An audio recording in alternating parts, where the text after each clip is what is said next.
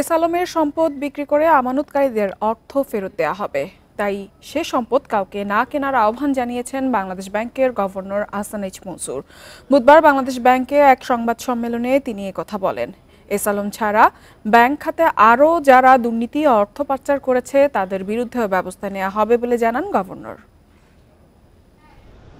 2017 সালে ইসলামী ব্যাংকে নিয়ন্ত্রণ নেয় এস আলম গ্রুপ। এরপর গত প্রায় 7 বছরে নিয়ম নীতির বাইরে গিয়ে বিপুল অঙ্কের ঋণ নেয় গোষ্ঠীটি। এর ফলে রীতিমতো নগদ টাকার সংকটে পড়ে যায় ব্যাংকটি। ইসলামী ব্যাংক ছাড়াও অনিয়ম ও ঋণ জালিয়াতির কারণে এসআইবিএল, ফার্স্ট সিকিউরিটি ইসলামী, ইউনিয়ন গ্লোবাল ইসলামী এবং কমার্স ব্যাংকেও তীব্র তারল্য সংকট দেখা দেয়।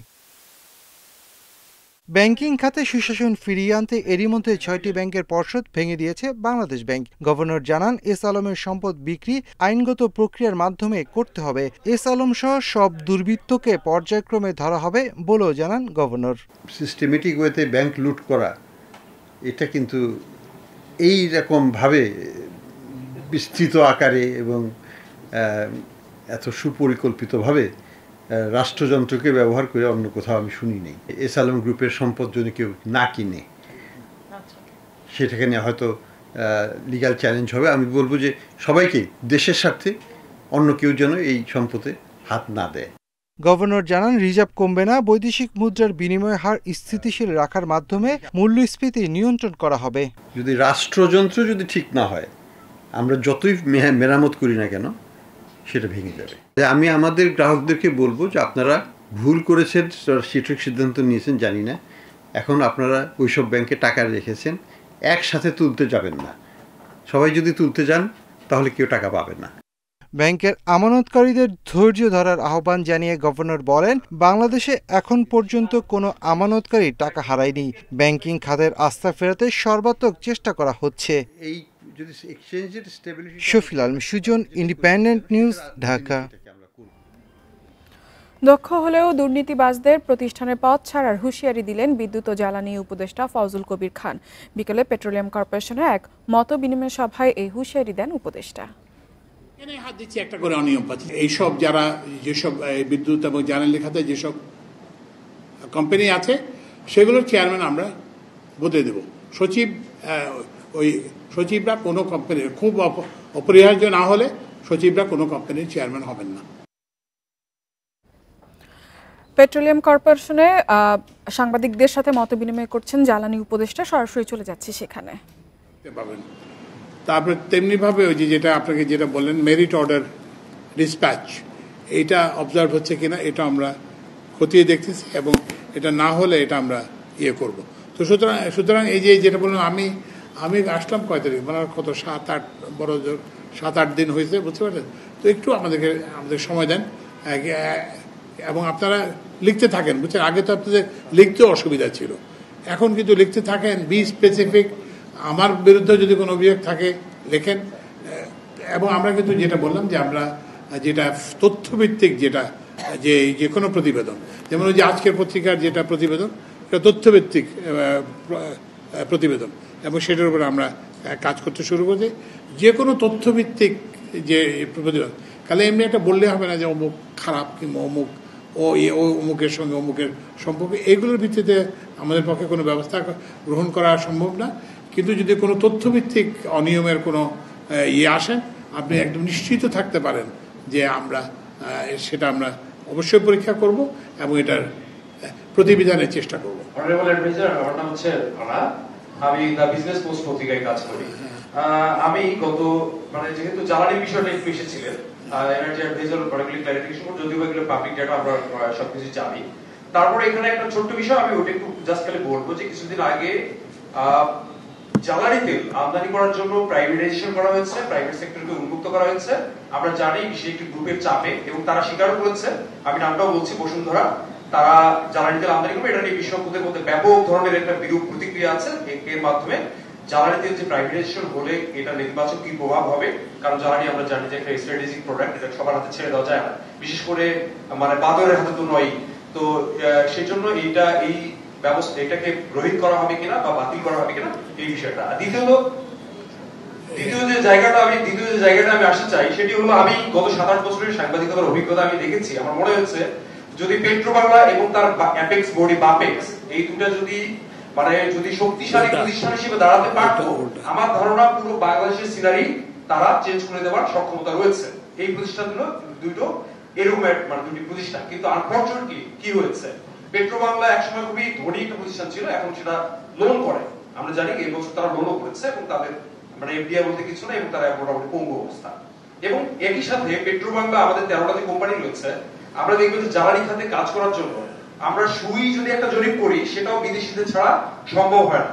আমাদের এই পেট্রোবাংলার সক্ষমতা একেবারে আমরা জিরো বলবো না, আমরা তার অনেকগুলো ইনিশিয়েটিভ নেয়, কিন্তু কতটুকু কাজে লাগে না আমরা সবাই জানি, কিন্তু পারে না তারা। তারা দুটো খনি, তারা এখানে বললেন যে তারা খনি করতে চায়, দুটো খনি আমার বাড়ি দিয়ে দুটো খনি, সবগুলো খনি প্রাইভেট সেক্টরে ছেড়ে দিতে হয়। ওখানে দেখবেন মধ্যপাড়া পাথরঘাট দিকে দেখবেন বাংলাদেশের পাথর বিলিয়ন্স অফ ডলার পাথর কিন্তু ডলার দিয়ে আমরা আমদানি করি, কিন্তু আপনি গিয়ে দেখেন খোঁজ নেন মধ্যপাড়ার পাথর পাহাড় করে রাখা হয়েছে, বিক্রি হয় না, বিদেশি ঠিকাদার দিয়ে চালানো হয়। একই সাথে আমাদের যে বড় পুকুরে অন্তর্বর্তী সরকারের ক্রয় কমিটির প্রথম বৈঠকে সার কেনার প্রস্তাবে অনুমোদন দেওয়া হয়েছে। সব মিলিয়ে 90,000 টন সার কেনা হবে। এতে খরচ ধরা হয়েছে প্রায় 360 কোটি টাকা। অর্থ উপদেষ্টা ডক্টর সালেহ উদ্দিন আহমেদের সভাপতিত্বে সচিবালয় ক্রয় সংক্রান্ত উপদেষ্টা কমিটির প্রথম সভা অনুষ্ঠিত হয়। বৈঠক শেষে উপদেষ্টা জানান, সারের সরবরাহ কোনোভাবেই কমতে দেয়া হবে না। বৈঠকে বিভিন্ন দেশ থেকে 90,000 টন ইউরিয়ার সার কেনার সিদ্ধান্ত হয়। এর মধ্যে আরব আমিরাত, কাতার এবং কর্ণফুলী ফার্টিলাইজার কোম্পানি থেকে 30,000 টন করে এই সার কেনা হবে। এছাড়া 20,000 টন মসুর ডাল কেনার সিদ্ধান্তও নিয়েছে ক্রয় সংক্রান্ত উপদেষ্টা কমিটি। যে অত্যাবশ্যকীয় জিনিসগুলো ছিল সার আর মসুর ডাল, যেটা আপনার বলেছি অন্যগুলো, এগুলো আমরা অনুমোদন দিয়েছি। এগুলো আপনার যত শীঘ্র সম্ভব এগুলো সার সংকট আর হচ্ছে না, একটা এরকম আলোচনা এগুলো আসলে হ্যাঁ না, সার সংকটে যদি আমরা অতি দ্রুত তিনটা প্রপোজাল আমরা অনুমোদন করেছি। দেশের অর্থনীতির অবস্থা সম্পর্কে শ্বেতপত্র প্রণয়নের জন্য ডক্টর দেবপ্রিয় ভট্টাচার্যকে প্রধান করে 10 সদস্যের একটি প্যানেল গঠনের অনুমোদন দিয়েছেন প্রধান উপদেষ্টা অধ্যাপক ডক্টর মোহাম্মদ ইউনূস। প্যানেলের সদস্যদের নাম প্রকাশ না করে বিষয়টি নিশ্চিত করেছে সচিবালয়। 90 দিনের মধ্যে শ্বেতপত্র তৈরির দায়িত্ব দেওয়া হবে। অর্থনীতিকে স্থিতিশীল রাখা, এসডিজি অর্জন এবং উত্তরণের সময় বাংলাদেশ যেসব চ্যালেঞ্জের মুখোমুখি হবে তা মোকাবিলার লক্ষ্যে কৌশলগত সুপারিশগুলো রূপরেখা তুলে ধরা হবে। শ্বেতপত্রতে বেশ কয়েকটি মূল ক্ষেত্রে গুরুত্ব দেবে। সরকারি অর্থ ব্যবস্থাপনা, অভ্যন্তরীণ সম্পদ সংগ্রহ, বিনিয়োগ এবং ভর্তুকি সহ সরকারি ব্যয় এবং বাজেট ঘাটতি অর্থায়ন পরীক্ষা হবে।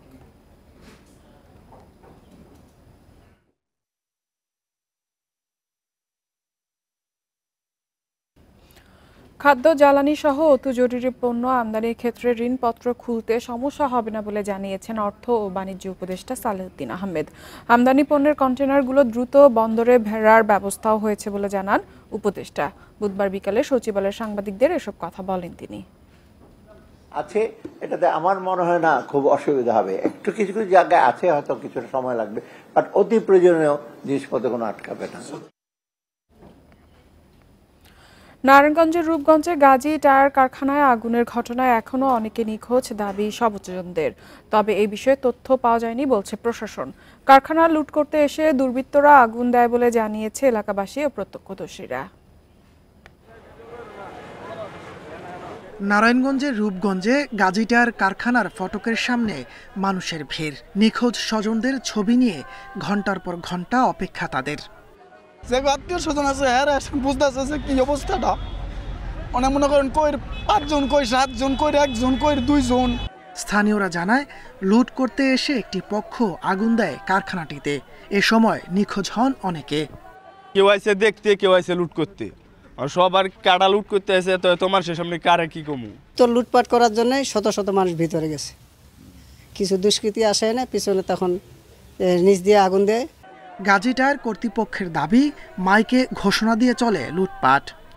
লোকজন জড়ো হওয়া শুরু করেছে, ভাঙচুর শুরু করেছে এবং আরও লুটপাট শুরু হয়েছে। এবং সন্ধ্যার পরে প্রথম দিকে তারা আমাদের এই ক্যান্টিন বিল্ডিংয়ে আগুন দিয়েছে এবং ক্যান্টিন বিল্ডিংয়ে এবং 3 নম্বর শেডে আগুন দিয়েছে। প্রশাসন বলছে, আগুন লাগা ও লুটপাটের ঘটনা তদন্ত করা হচ্ছে। নিখোঁজদের কোনো তালিকা পাননি তারা। ওদের মধ্যেই আবার দুটো গ্রুপ হয়ে গেছে, ওদের মধ্যেই হয়তো স্বার্থের হানাহানি বা কিছু একটা হতে পারে। যেটা শুনলাম তাদের মধ্যে একটা পর্যায়ে হয়তো সেটা এক্সপ্লোশনটা সৃষ্টি হয় বা কেউ ফায়ার করে, এই ধরনের একটা হিয়ারসে আমরা কথা শুনেছি। কিছু লোক এখানে এসে বলছে তাদের আত্মীয় পরিজন যারা এখানে আটকা পড়েছিল বলছে, তো এই বিষয়টি আসলে এখনও নিশ্চিত করে বলা যাচ্ছে না আদৌ সেখানে কোনো লোক আটকা পড়েছিল কিনা এবং তারা মারা গিয়েছে কিনা, এই তথ্যটা কিন্তু এই মুহূর্তে আমাদের কাছে নেই। রোববার রাতে গাজী টায়ার কারখানায় আগুন দেয় দুর্বৃত্তরা। 21 ঘন্টার চেষ্টায় আগুন নিয়ন্ত্রণে আনে ফায়ার সার্ভিস। Independent news. চলমান বন্যায় চট্টগ্রাম কৃষি অঞ্চলের 5 জেলায় প্রায় 1.5 লাখ হেক্টর জমির ফসল ক্ষতিতে পড়েছে। আমন ধানের সাথে তলিয়ে গেছে বিভিন্ন সবজি ক্ষেত, ভেসে গেছে প্রায় 3,000 কোটি টাকার মাছ। এছাড়া কাপ্তাই হ্রদের পানি ছাড়ায় হুমকিতে গুমাই বিলের বিস্তীর্ণ ফসলি জমি। চট্টগ্রাম কৃষি অঞ্চলের 5 জেলা চট্টগ্রাম, কক্সবাজার, নোয়াখালী, ফেনী ও লক্ষ্মীপুরে চলমান বন্যায় প্রায় 1,46,000 হেক্টর জমির ফসলের ক্ষতি হয়েছে। এর মধ্যে আমন বীজতলা 10,500 হেক্টর এবং আবাদ করা আমনের ক্ষতি 1,02,000 হেক্টর। এছাড়া 22,000 হেক্টর আউশ, 7,000 হেক্টর সবজি এবং প্রায় 3,000 হেক্টর ফলের বাগানের ক্ষতি হয়েছে। নষ্ট হয়েছে আদা, হলুদ, পান, আখ সহ অন্যান্য ফসলও। কৃষকরা বলছেন সদ্য রোপণ করা আমন সহ কৃষির সার্বিক ক্ষতি কাটিয়ে ওঠা কঠিন হবে। কিছু তার কিছু থাকতো না, মোটামুটি মানে বেগ কি নষ্ট হয়ে যাবে।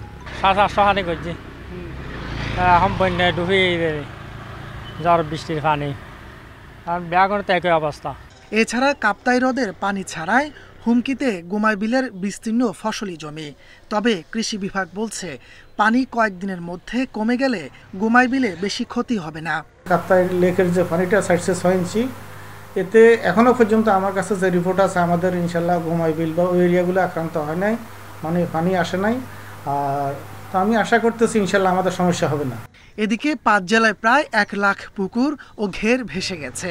এছাড়া ঢলের পানিতে মুরগি, গবাদি পশু সহ বিপুল পরিমাণ প্রাণী সম্পদের ক্ষতি হয়েছে। প্রকৃত পোল্ট্রি ব্যবসা করি, আমার 7,400 পোল্ট্রি ব্রয়লার, এক মুরগি 22-2300 গ্রাম আপনার শেষ হয়েছে।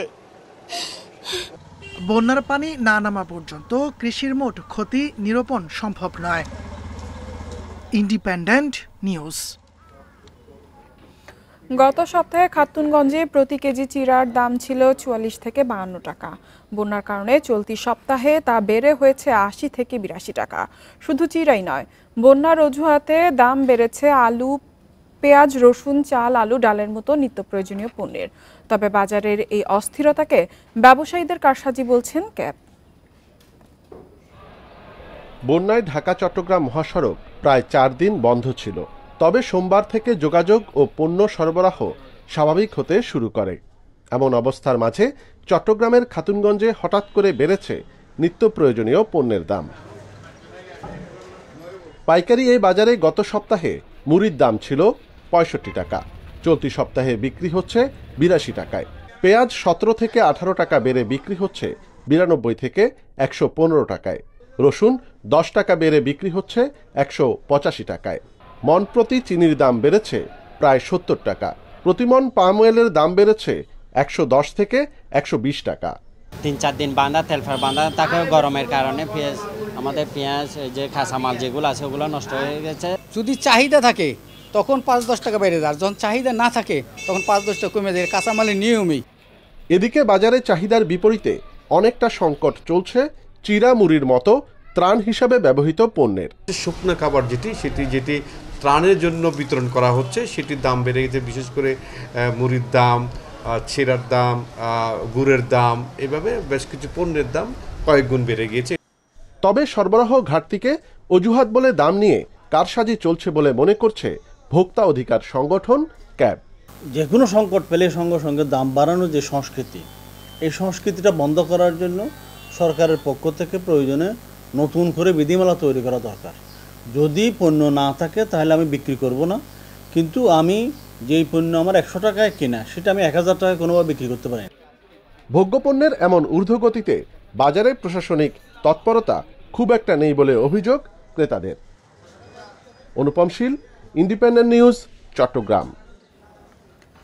এদিকে পর্যাপ্ত সরবরাহ থাকার পরও অস্থির বরিশালের চালের বাজার। ৮-১০ দিনের ব্যবধানে বিভিন্ন চালে কেজি প্রতি দাম বেড়েছে ৪ থেকে ৬ টাকা। ব্যবসায়ীদের দাবি, ধানের দাম বাড়ায় চালের ওপর প্রভাব পড়েছে। যদিও ফরিয়াপট্টি আড়তদার ব্যবসায়ী মালিক সমিতি বলছে দাম বাড়ার কোনো কারণ নেই। বরিশালের সবচেয়ে বড় চালের পাইকারি বাজার ফরিয়াপট্টি। এখানে রাজশাহী, কুষ্টিয়া সহ বিভিন্ন স্থান থেকে প্রতিদিন 10 থেকে 15 ট্রাক চাল আসে। সরবরাহ স্বাভাবিক থাকলেও এই বাজারে প্রতি 25 কেজির বস্তায় দাম বেড়েছে 20 থেকে 150 টাকা। 100 গজ দূরে খুচরা বাজারে কেজিতে চালের দাম বেড়েছে 4 টাকা থেকে 6 টাকা। মিনিকেট পাইকারিতে কেজি প্রতি 1 টাকা বাড়লেও খুচরা বাজারে 5 টাকা বেড়ে বিক্রি হচ্ছে 75 টাকায়। দাম তো আর আমরা বাড়াইনি, আমরা কিনি, যেভাবে কিনি ওইভাবে বিক্রি করি। মিল মালিকরা বলতেছে ধানের দাম বেশি, যার কারণে চালের দাম বাড়ছে। পার বস্তায় 50 টাকা, 60 টাকা, কোনো 70 টাকাও বেশি। তাদের পার কেজিতে বেড়ে 4-5 টাকা ডিফারেন্স হয়ে গেছে। তা আমাদের তো এখন বেচতেও হয় খুচরো 4-5 টাকা ডিফারেন্সে। ফরিয়াপট্টি চাল আড়তদার ব্যবসায়ী মালিক সমিতি বলছে শিগগিরই দাম কমে আসবে, তবে মিনিকেট চালের দাম বাড়তে পারে। যেহেতু অনেক বড় মিলের দাম চায়, হয়তো কেউ হয়তো ঠেকা বাধা বাহিজই কিনছে। এই যে অবস্থায় আছে এর সাথে 2-4 টাকা কম বেচারা বাড়বে না। বাড়তি দামে নাকাল সাধারণ ক্রেতারা। তারা বলছেন চালের দাম এখন ক্রয় ক্ষমতার বাইরে। আমরা গরিব মানুষ, আমাদের চাউল এইরকম কিনে খাইতে সমস্যা হয়। চাল 2 টাকা, কোনো কোনো ক্ষেত্রে 3 টাকাও বেশি, আবার কোনো কোনো বাজারে গেলে দেখা যায় যে 5 টাকাও কেজিতে বেশি চাচ্ছে। বাজার মনিটরিং সহ সরকারের কাছে চালের দাম কমানোর দাবি ভোক্তাদের। Independent news. সিলেট ওসমানী আন্তর্জাতিক বিমানবন্দরে উদ্ধার হয়েছে প্রায় 16 কেজি স্বর্ণ, যার বাজার মূল্য 16 কোটি টাকার বেশি। এ ঘটনায় আটক হয়েছে দুবাই থেকে আসা এক যাত্রী। সকালে জাতীয় গোয়েন্দা সংস্থা এনএসআই ও শুল্ক গোয়েন্দা বিমানবন্দর এলাকায় অভিযান চালিয়ে হোসেন আহমেদ নামে ওই ব্যক্তিকে আটক করে। পরে তার লাগেজ তল্লাশি করে 105টি স্বর্ণের বার ও 4টি স্বর্ণের চাকা জব্দ করা হয়। বিমানবন্দর কর্তৃপক্ষ জানায় শারজাহ থেকে আসা ফ্লাইটে অবৈধ স্বর্ণের চালান আসবে এমন তথ্যের ভিত্তিতে নজরদারি বাড়ানো হয়। এ ঘটনায় মামলার কার্যক্রম প্রক্রিয়াধীন।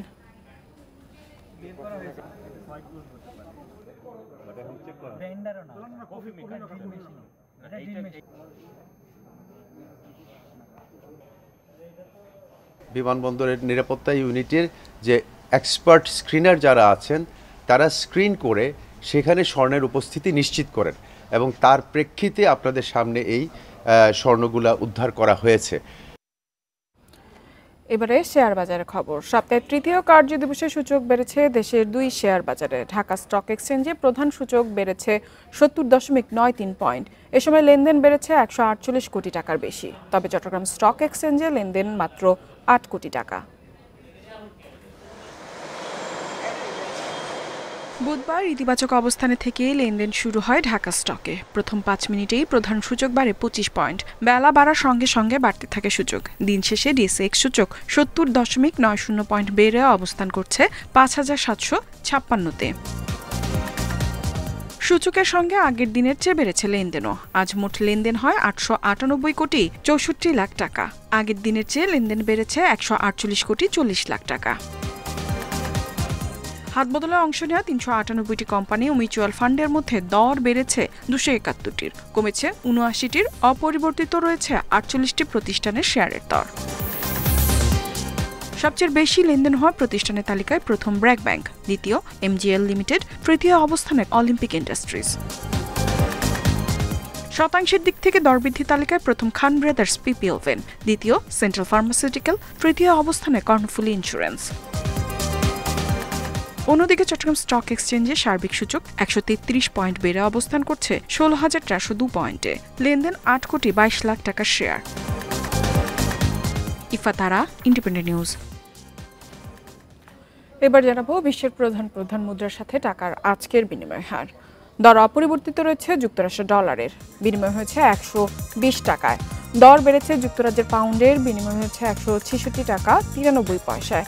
ইউরোর দর কিছুটা কমেছে, বিনিময় হয়েছে 140 টাকা 66 পয়সায়। দর অপরিবর্তিত রয়েছে ভারতীয় রুপি, বিনিময় হচ্ছে 1 টাকা 45 পয়সা। সৌদি রিয়েলের দর অপরিবর্তিত রয়েছে, মুদ্রাটির বিনিময় হয়েছে 32 টাকা 14 পয়সায়। আগের দামেই বিক্রি হয়েছে আরব আমিরাতের দিরহাম, বিনিময় হয়েছে 32 টাকা 83 পয়সায়। দর বেড়েছে কুয়েতি দিনারের, বিনিময় হয়েছে 395 টাকা 18 পয়সায়। এছাড়া মালয়েশিয়ান রিঙ্গিতের দর বেড়েছে, মুদ্রাটির বিনিময় হয়েছে 27 টাকা 78 পয়সায়।